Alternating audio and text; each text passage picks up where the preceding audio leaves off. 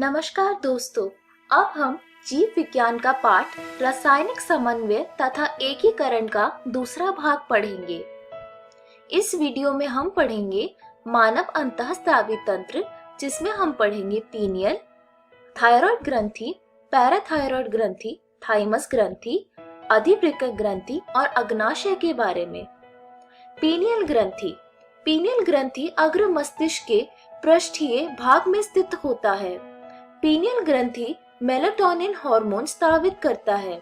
Melatonin हमारे शरीर के दैनिक लय के नियमन का एक महत्वपूर्ण कार्य करता है। उदाहरण के लिए ये सोने जागने के चक्र एवं शरीर के तापक्रम को नियंत्रित करता है। इन सबके अतिरिक्त मेलाटोनिन उपापचय, वर्णकता, मासिक चक्र, प्रतिरक्षा क्षमता को भी प्रभावित करता है। थायराइड ग्रंथि। थायराइड ग्रंथि श्वास नली के दोनों ओर स्थित दो पालियों से बना होता है। दो पालियां संयोजी उत्तक के पतले पल्ली नुमा इस्थमस से जुड़ी होती है। प्रत्येक थायराइड ग्रंथि पुट्टिकों और भरण उत्तकों की बनी होती है। प्रत्येक थायराइड पुट्टक एक गुहा को घेरे पुट्टक कोशिकाओं से निर्मित होता है। ये पुट्टक कोशिकाएं दो हार्मोन टेट्रा आयोडोथायरोनिन्स और थायरॉक्सिन तथा ट्राई आयोडोथायरोनिन का संश्लेषण करती है। थायराइड हार्मोन के सामान्य दर संश्लेषण के लिए आयोडीन आवश्यक है। हमारे भोजन में आयोडीन की कमी से अवथायरॉइडता एवं थायराइड ग्रंथि की वृद्धि हो जाती है, जिसे साधारणतया गलगंड कहते हैं। गर्भावस्था के समय थायराइडता के कारण गर्भ में विकसित हो रहे बालक की वृद्धि विकृत हो जाती है। इससे बच्चे की अवरोधित वृद्धि, क्रेटिनिज्म या वामनता तथा मंदबुद्धि, त्वचा असामान्यता, मूक बधिरता आदि हो जाती है। वयस्क स्त्रियों में अवथायरॉइडता मासिक चक्र को अनियमित कर देता है। थायराइड ग्रंथि के कैंसर अथवा इसमें गांठों की वृद्धि से थायराइड हार्मोन के संश्लेषण की दर असामान्य रूप से अधिक की जाती है। इस स्थिति को थायराइड अतिक्रियता कहते हैं, जो शरीर के कार्य की पर प्रतिकूल प्रभाव डालती है। थायराइड हार्मोन आधारी उपापचय दर के नियमन में मुख्य भूमिका निभाते हैं। ये हार्मोन लाल रक्त कणिकाओं के निर्माण में प्रक्रिया में भी सहायता करते हैं। थायराइड हार्मोन कार्बोहाइड्रेट, प्रोटीन और वसा के उपापचय को भी नियंत्रित करते हैं। जल और विद्युत उपघटों का नियमन भी थायराइड हार्मोन प्रभावित करते हैं। थायराइड ग्रंथि से एक प्रोटीन हार्मोन थायरोकैल्सिटोनिन TCT का भी स्राव होता है, जो रक्त में कैल्शियम स्तर को नियंत्रण करता है। पैराथायराइड ग्रंथि। मानव में 4 पैराथायराइड ग्रंथियां थायराइड ग्रंथि के पृष्ठ सतह पर स्थित होती है। थायराइड ग्रंथि के दो पालियों पर प्रत्येक में एक जोड़ी पैराथायराइड ग्रंथियां पाई जाती है, जो पैराथायराइड हार्मोन PTH नामक एक पेप्टाइड हार्मोन का स्राव करती है। PTH का स्राव रक्त के साथ परिसंचरित कैल्शियम आयन के द्वारा नियमित होता है। पैराथायराइड हार्मोन रक्त में कैल्शियम आयन के स्तर को बढ़ाता है। PTH अस्थियों पर कार्य कर अस्थि अवशोषण प्रक्रम में सहायता करता है। ये थायरोकैल्सिटोनिन के साथ मिलकर यह शरीर में कैल्शियम आयन स्तर को बढ़ाता है। PTH वृक्क नलिकाओं से कैल्शियम आयन का पुनरावशोषण तथा पाचित भोजन से कैल्शियम आयन का अवशोषण को भी प्रेरित करता है। अतः यह स्पष्ट है कि PTH एक अति कैल्शियम रक्तता हार्मोन यानी हाइपर कैल्सियमिक हार्मोन है, क्योंकि यह रक्त में कैल्शियम आयन स्तर को बढ़ाता है। TCT के साथ मिलकर यह शरीर में कैल्शियम आयन का संतुलन बनाए रखने में महत्वपूर्ण भूमिका निभाता है। थाइमस ग्रंथि। थाइमस हृदय तथा महाधमनी के ऊपरी भाग में स्थित ग्रंथि एक पालीयुक्त रचना है। थाइमस ग्रंथि प्रतिरक्षा तंत्र के विकास में महत्वपूर्ण भूमिका निभाती है। यह ग्रंथि थाइमोसिन नामक पेप्टाइड हार्मोन का स्राव करती है। थाइमोसिन टी लिम्फोसाइट के विभेदीकरण में मुख्य भूमिका निभाते हैं, जो कोशिका माध्य प्रतिरक्षा के लिए महत्वपूर्ण है।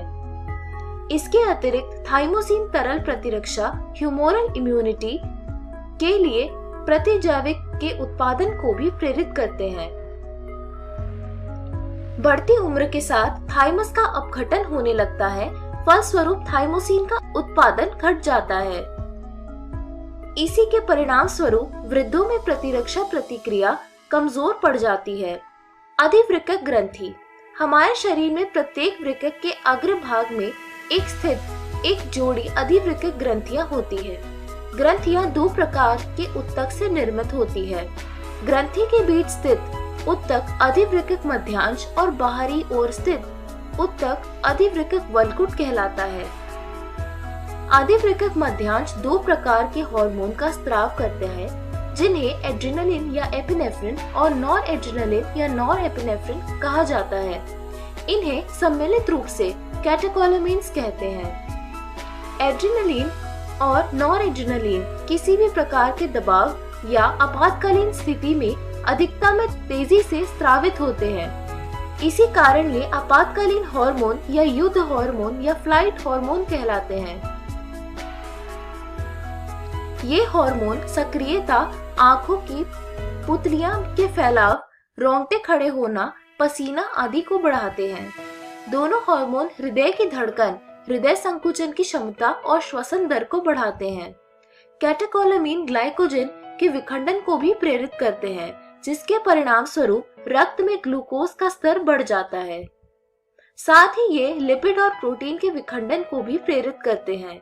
अधिवृक्क वल्कुट को तीन परतों में विभाजित किया जा सकता है: जोना रेटिकुलरिस आंतरिक परत, जोना फेसिकुलेटा मध्य परत, जोना ग्लोमेरुलोसा बाहरी परत। अधिवृक्क वल्कुट कई हार्मोन का स्राव करता है, जिन्हें सम्मिलित रूप से कॉर्टिकोस्टेरॉइड हार्मोन या कॉर्टिकॉइड कहते हैं, जो कॉर्टिकोस्टेरॉइड कार्बोहाइड्रेट्स के उपापचय में संलग्न होते हैं, उन्हें ग्लूकोकॉर्टिकॉइड्स कहते हैं। हमारे शरीर में कॉर्टिसोल मुख्य ग्लूकोकॉर्टिकॉइड है। जल और विद्युत उपघट्यों का संतुलन करने वाले कॉर्टिकोस्टेरॉइड मिनरेलोकॉर्टिकॉइड्स कहलाते हैं। हमारे शरीर में एल्डोस्टेरॉन मुख्य मिनरेलोकॉर्टिकॉइड है। ग्लूकोकॉर्टिकॉइड ग्लाइकोजन संश्लेषण, ग्लूकोनियोजेनेसिस, वसा अपघटन और प्रोटीन अपघटन को प्रेरित करता है तथा अमीनो अम्लों के कोशिकीय ग्रहण और उपयोग को अवरोधित करता है। कॉर्टिसोल हृदय संवेदी तंत्र और रखरखाव तथा वृक्क की क्रियाओं में भी संलग्न होता है। ग्लूकोकॉर्टिकॉइड एवं विशेष रूप से कॉर्टिसोल प्रतिशोध प्रतिक्रियाओं को प्रेरित करता है तथा प्रतिरक्षा तंत्र की प्रतिक्रिया में अवरोधित करता है। कॉर्टिसोल लाल रुधिर कणिकाओं के उत्पादन को प्रेरित करता है। एल्डोस्टेरॉन मुख्यतः वृक्क नलिकाओं पर कार्य करता है और सोडियम आयन एवं जल के पुनरावशोषण तथा पोटेशियम आयन व फॉस्फेट आयन के उत्सर्जन को प्रेरित करता है। इस प्रकार एल्डोस्टेरॉन विद्युत उपघट्यों, शरीर द्रव के आयतन, परासरणी दाब और रक्त दाब को बनाए रखने में सहायक होता है। एड्रिनल वल्कुट द्वारा कुछ मात्रा में एंड्रोजेनिक स्टेरॉइड भी स्राव होता है, जो यौन आरंभ के समय अक्षीय रोम, जघन रोम तथा मुख रोम की वृद्धि में भूमिका अदा करते हैं। अग्नाशय। अग्नाशय एक संयुक्त ग्रंथि है जो अंतःस्रावी और बाह्यस्रावी दोनों रूप में काम करती है। अंतःस्रावी अग्नाशय लैंगरहैंस द्वीपों से निर्मित होती है। साधारण मनुष्य के अग्नाशय में लगभग 10 से 20 लाख लैंगरहैंस द्वीप होते हैं, जो अग्नाशयी ऊतकों के 1 से 2% होता है। प्रत्येक लैंगरहैंस द्वीप में मुख्य रूप से दो प्रकार की कोशिकाएं होती है, जिन्हें अल्फा और बीटा कोशिकाएं कहते हैं। अल्फा कोशिकाएं का ग्लूकागॉन तथा बीटा कोशिकाएं इंसुलिन हार्मोन का स्राव करती है। ग्लूकागॉन एक पेप्टाइड हार्मोन है जो सामान्य रक्त शर्करा स्तर का नियमन में मुख्य भूमिका निभाता है। ग्लूकागॉन मुख्य रूप से यकृत कोशिकाओं पर कार्य कर ग्लाइकोजन अपघटन को प्रेरित करता है, जिसके फलस्वरूप रक्त शर्करा का स्तर बढ़ जाता है।